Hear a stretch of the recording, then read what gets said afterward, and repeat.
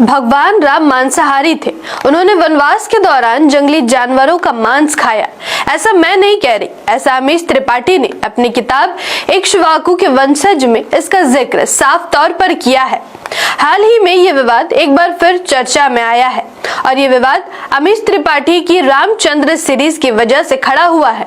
अमीश त्रिपाठी जो स्वयं एक ब्राह्मण पृष्ठभूमि से आते हैं और भारत के बेस्ट सेलर लेखकों में गिने जाते हैं, अपनी किताब इक्ष्वाकु के वंशज में उन्होंने रामायण को एक नए कल्पनात्मक अंदाज में प्रस्तुत किया है।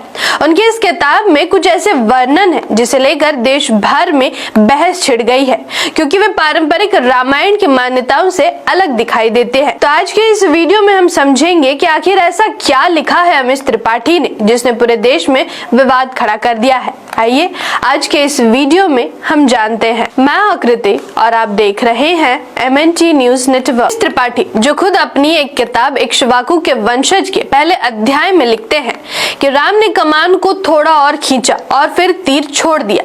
भाले की तेजी से तीर पत्तों के बीच से होता हुआ हिरण के गर्दन में जा धंसा।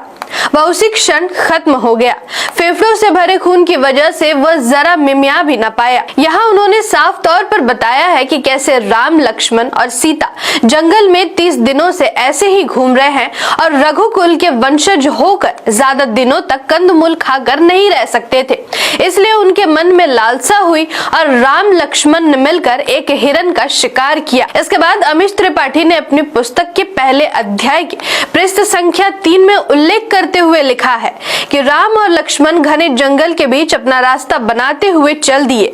राम आगे चल रहे थे, उनके कंधे पर मजबूत लाठी का आगे का सिरा था, जबकि लक्ष्मण उनके पीछे लाठी का दूसरा सिरा कंधे पर उठाए थे। हिरण लाठी के मध्य में लटका हुआ था, उसके चारों पैर मोटी रस्सी से उस पर बंधे थे। वाह, इतने दिनों बाद बढ़िया भोजन करने को मिलेगा, लक्ष्मण ने कहा। इसमें त्रिपाठी ने साफ कहा है कि लक्ष्मण हिरण का शिकार कर काफी खुश है और उसे खाने को बड़े उत्सुक भी हैं। आज हिंदुत्ववादी संगठन राम राज्य और हिंदू राष्ट्र का सपना दिखाकर मूल निवासियों को भावनाओं के जाल में फंसा रहे हैं, लेकिन सच यह है कि इन नारों के पीछे राजनीति, सत्ता और भ्रम का खेल ज्यादा है। गाय को माता बताकर और गौ हत्या को महापाप कहकर जो लोग दूसरों को नैतिकता का पाठ पढ़ाते हैं, वही पर्दे के पीछे सबसे संगठित और बड़े पैमाने पर होने वाली गौ तस्करी में शामिल पाए जाते हैं। गौ तस्करी के नाम पर देश के अल्पसंख्यकों, खासकर मुसलमानों को अपराधी बताने वाले लोग ही असल में इस पूरे धंधे के सबसे बड़े खिलाड़ी निकलते हैं। बाहर से धर्म, संस्कृति और गौ सेवा की बातें, लेकिन अंदर से वही लोग रात के अंधेरे में ट्रकों में भर भर कर गौ तस्करी में पकड़े जाते हैं। आपको बता दें कि जो राजनीतिक पार्टियां गौ तस्करी को मंच पर खड़े होकर अपराध बताती है, वही पार्टियां बीफ के नाम पर चंदा प्राप्त करती हैं। रिपोर्ट्स के अनुसार बीजेपी को उन कंपनियों से चंदा मिला है जो बीफ निर्यात करती है और उससे लगभग 250 करोड़ रुपए का दान बीजेपी को मिला है। इसे लेकर भाजपा की जमकर आलोचना हुई, क्योंकि पार्टी खुले तौर पर गौमांस और बीफ के खिलाफ नैतिक और धार्मिक रुख अपनाती है। धर्म और भावनाओं की आड़ में इसे छुपाया जरूर जाता है, लेकिन रिकॉर्ड्स बता रहे हैं कि तस्करी का काला कारोबार लगातार बढ़ रहा है और इसकी सच्चाई कई ज्यादा बड़ी है जितनी बताई जाती है। और यही नहीं, भारत के लाखों मवेशी चोरी छिपे सीमाओं के पार ले जाए जाते हैं और स्लॉटर हाउस तक पहुंचा दिए जाते हैं, जहां उनका बड़े पैमाने पर व्यापार होता है। भारत अब 31.5 अरब डॉलर के निर्यात के साथ दुनिया का दूसरा सबसे बड़ा बीफ निर्यातक बन गया है।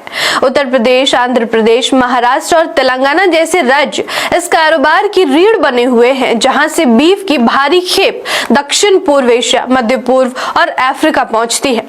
और खास बात यह है कि इसी देश में सरकार मंच पर खड़े होकर गौ पूजा का बड़ा प्रचार करती है, लेकिन अंतर्राष्ट्रीय बाजार में वही गाय और भैंस आर्थिक नीति का हिस्सा बन जाती है।